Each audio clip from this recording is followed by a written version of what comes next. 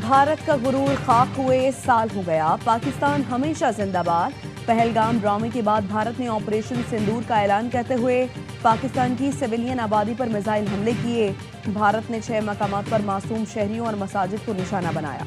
कोटली, लोहारा, मरीठ के बहावलपुर, अहमदपुर शर्किया, मुजफ्फराबाद, कोटली बच्चों और खवातीन समेत 31 शहरी शहीद, 57 जख्मी हुए। अफवाज पाकिस्तान ने भारत को मुंह तोड़ जवाब दिया। लाइन ऑफ कंट्रोल की फजाओं में जंगी अजीम दोम के बाद सबसे बड़ी डॉग फाइट हुई। शाहीनों ने 3 राफेल समेत 5 भारतीय जंगी तैयारे मार गिराए। ब्रिगेड हेडक्वार्टर समेत दर्जनों फौजी चेक पोस्टें मलियामेट कर दी गई। मोदी का घमंड और उसकी फौजी कमान अपने ही ब्रीफिंग रूम्स में सदमे और शर्मिंदगी की कैफियत में गुम हो गई।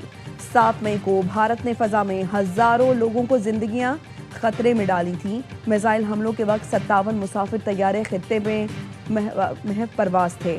भारतीय हमले और पाकिस्तान के मुंह तोड़ जवाब, भारतीय फौजियों के सफेद झंडे लहराने और तर्जुमान पाक फौज की तस्दीक। आज ही के दिन साल पहले हर खबर सबसे पहले आवाई न्यूज़ पर।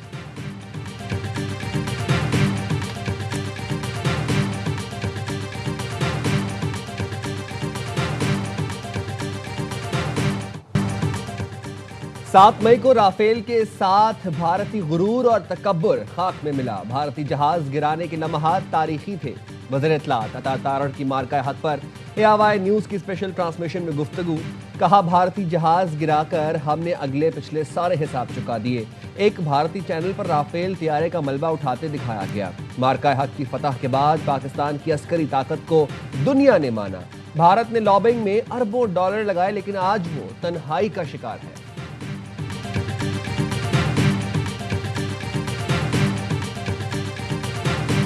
We're doing very well in Iran. We're dealing with people that want to make a deal very much, and we'll see whether or not they can make a deal that's satisfactory to us. We have it very much under control. Iran अब शिद्दत से deal चाहता है, ये बहुत आसान है। गुज़श्ता 24 घंटे में ईरान के साथ मुस्बत बातचीत हुई। ईरान जौहरी प्रोग्राम जारी ना रखने समेत कई मामलात पर आमादा हो चुका है। अब ये मुमकिन है कि ईरान के साथ डील हो जाए। ईरान से मुताल्लिक हम अच्छी पोजीशन में हैं, हालात ठीक हैं। हम ईरान से वो हासिल करेंगे जो चाहिए, बस ईरान के पास एटमी हथियार ना हो। अमरीकी सदर ट्रंप की ओवल ऑफिस में मीडिया से गुफ्तगू। कहा, ईरान की फजाइया और नेवी को तबाह कर दिया। ईरान के मिसाइल और रडार खत्म कर दिए हैं। हम जीत चुके हैं। ईरान की पहली लेवल और दूसरे लेवल की क़यादत मारी जा चुकी है। ये रजीम चेंज है। पहले भी ईरान के साथ अच्छी बात हुई, लेकिन बाद में वो भूल गए।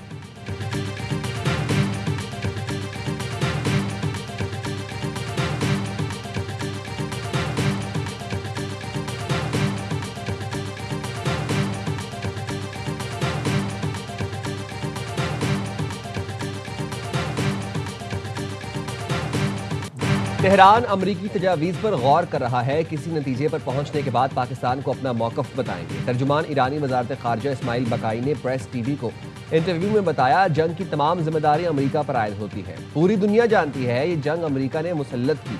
अमरीका का मंसूबा ईरान को कमज़ोर करके घुटने टेकने पर मजबूर करना था, लेकिन ईरानी कौम कभी हथियार नहीं डालेगी। आबना हुर्मुज़ से मुतालिक ईरानी फ़ौज के इक़दामात कानूनी है।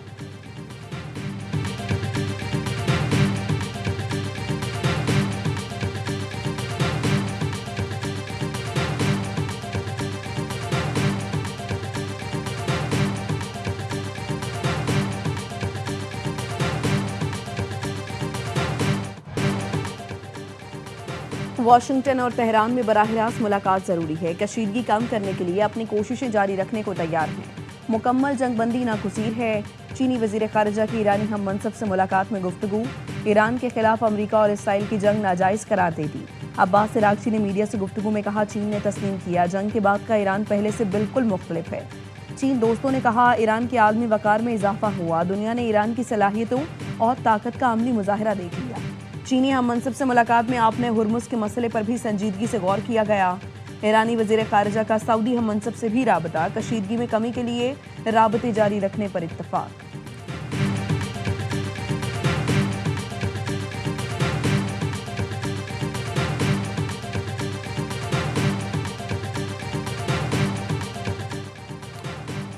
ईरान जदीद तारीख के बड़े जंगी मरहले में दाखिल हो गया। ईरानी पार्लियामेंट के स्पीकर बाकर गालिबाफ ने एक ऑडियो पैगाम में कहा है कि दुश्मन नाकाबंदी के जरिए मौशी दबाव बढ़ा रहा है।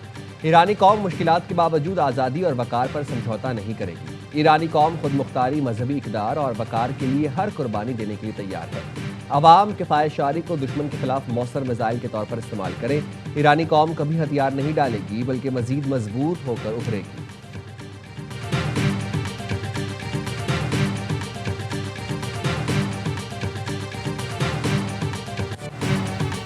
अमेरिका और ईरान जंग के दौरान पाकिस्तान ने खित्ते में अमन के लिए भरपूर किरदार अदा किया। फील्ड मार्शल ने दोनों फरीकैन को जंगबंदी के लिए एक मेज पर बिठाया।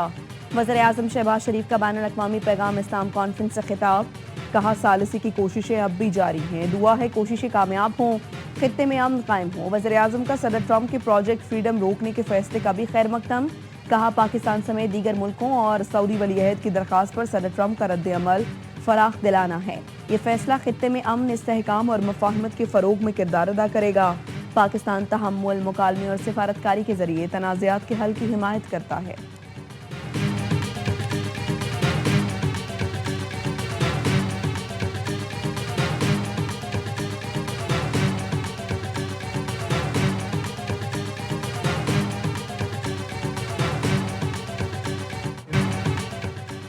कोशिश है ईरान अमेरिका सीज फायर मुस्तकिल जंगबंदी में तब्दील हो जाए। 47 साल बाद दोनों मुल्कों को एक मेज पर लाए। दोनों की शर्त थी पाकिस्तान भी साथ बैठे और हम आज तक अपना किरदार अदा कर रहे हैं। नायब वज़ीर-ए-आज़म सादकार का इस्लामाबाद में तकरीब से खिताब, कहा हमारी इज्तिमाई कोशिशों से जंगबंदी मुमकिन हुई। हमने सब फरीकों को बता दिया था सऊदी अरब नो गो एरिया है। सऊदी अरब की तरफ कोई मैली आंख उठाने की जुर्रत ना करे। इस वक्त भी एयरफोर्स का एक स्क्वाड सऊदी अरब में मौजूद है। गुज़िश्ता साल भारत पाकिस्तान पर हमलावर हुआ। फील्ड मार्शल की सरबराही में पाक फौज ने फतह हासिल की। कश्मीर और फ़लस्तीन के तनाज़ात का हल हमारी पहली तरजीह है।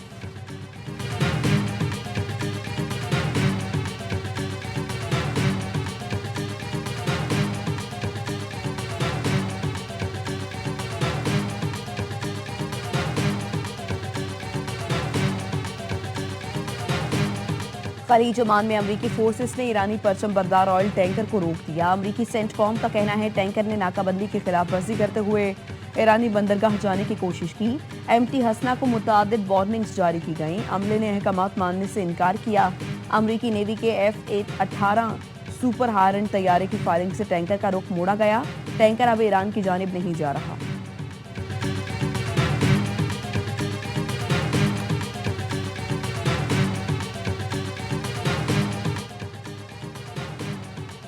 लेफ्टिनेंट कर्नल खालिद हुसैन शहीद की नमाज जनाजा चकलाला गैरिजन रावलपिंडी में अदा। नमाज जनाजा में वज़ीर-ए-आज़म शहबाज शरीफ और फील्ड मार्शल आसिम मुनीर की शिरकत। वफाकी वज़रा, आला सिविल अस्करी हुकाम समेत शहरियों की बड़ी तादाद शरीक हुई। वज़ीर-ए-आज़म शहबाज शरीफ का लेफ्टिनेंट कर्नल खालिद हुसैन शहीद को शानदार खिराज अकीदत, कहा शहदा की कुर्बानियाँ कौम के हौसले को मजीद मजबूत करती हैं। कौम दहशतगर्दी के खात्मे के लिए पुरअज़्म है। भारत की सरपरस्ती में होने वाली दहशतगर्दी के खिलाफ कार्रवाइयाँ जारी रखने का अज़्म। शहीद को आबाई इलाके सरगोधा में फौजी एजाज के साथ सुपुर्द खाक किया जाएगा। बहादुर अफसर ने बलोचिस्तान में इंटेलिजेंस बेस्ड ऑपरेशन के दौरान जाम शहादत नोश किया।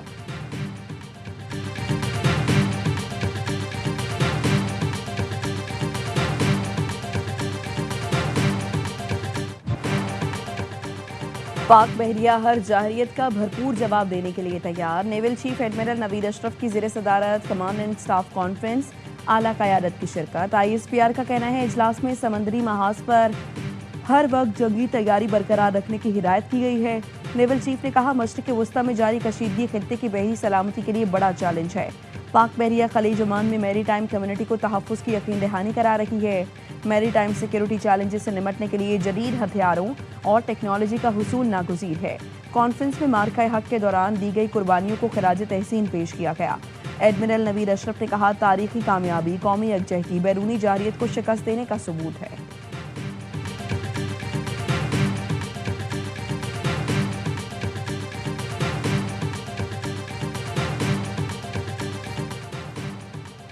पाकिस्तान इलाकाई सालमियत के लिए हर हद तक जा सकता है। हम अपने दिफा पर कोई समझौता नहीं करेंगे। भारत ने मशकूक वाक़े को बुनियाद बनाकर पाकिस्तान पर इल्ज़ाम तराशी की। भारत की तरफ से खित्ते के अमन को सबताश करने की कोशिश की गई। वज़ीर-ए-आज़म आज़ाद कश्मीर फैसल मुमताज़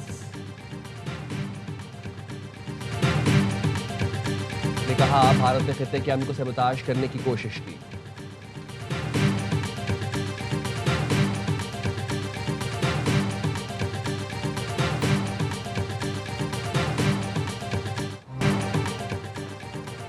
सिंध में आज से एक और हीट वेव का खदशा। महकमा मौसमियात ने अलर्ट जारी कर दिया। दर्जा हरारत 47 से 49 डिग्री सेंटीग्रेड तक जाने का इम्कान। आज से 11 मई तक दादू, शहीद बेनज़ीराबाद, घोटकी लाड़काना और सक्खर समेत दीगर शहरों में दर्जा हरारत बढ़ने का इम्कान। शदीद गर्मी के बाद सिंध पिंक गेम्स मुलतवी करने का फैसला। गेम्स 8 से 10 मई तक शहीद बेनज़ीराबाद में शेड्यूल थी। नई तारीखों का ऐलान जल्द किया जाएगा। बीजेपी का ये स्टाइल है काम करने का। जिस स्टेट में इलेक्शन लड़नी है, पहले वहां पे दंगे करवा दो, छोटे मोटे धमाके करवा दो, कुछ आपस में लड़ाई करवा दो, धर्म और जाति के नाम पे बांट दो लोगों को। भारतीय पंजाब के वज़ीर आला ने मोदी सरकार के सियासी हथकंडों का पर्दा चाक कर दिया। भगवत मान ने अमृतसर और जलंधर में धमाकों का जिम्मेदार बीजेपी को करार दे दिया। कहा यह बीजेपी का सियासी काम का पुराना अंदाज है। जिस रियासत में इलेक्शन लड़ना हो तो पहले वहां फसादात करा दो, धमाके करा दो, लोगों को मजहब और जात पात में तकसीम कर दो। धमाकों का मतलब है भारतीय जनता पार्टी पंजाब में इक्तदार की तैयारी कर रही है।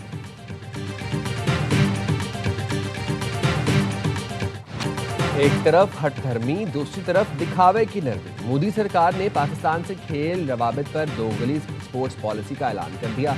पॉलिसी के तहत भारत पाकिस्तान के साथ 2 दफा मुकाबलों में हिस्सा नहीं लेगा, लेकिन आलमी इवेंट्स की मेजबानी की खातिर कसीरुल-अक़वामी इवेंट्स में खेलेगा। भारत अपने मुल्क में होने वाले आलमी इवेंट्स से पाकिस्तानी खिलाड़ियों को वीज़ा फराहमी भी यकीनी बनाएगा। भारत 2036 ओलंपिक्स की मेजबानी का ख्वाहिशमंद है। खेल में सियासी मुदाखलत की वजह से इंटरनेशनल ओलंपिक कमेटी भारत को सख्त वार्निंग जारी कर चुकी है।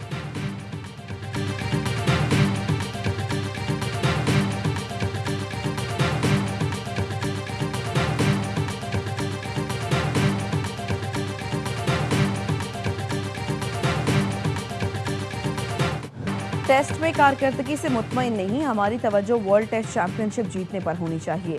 टेस्ट क्रिकेट में टॉप पर जाएंगे तभी वनडे और T20 क्रिकेट बेहतर होगी। फास्ट बॉलर शाहीन आफरीदी की ढाका में प्रेस कॉन्फ्रेंस। कहा किसी भी टीम को होम ग्राउंड पर हराना आसान नहीं होता।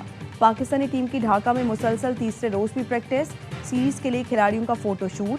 ट्रॉफी की रुनमाई आज होगी। पाक बांग्लादेश पहला टेस्ट जुम्मे से खेला जाएगा।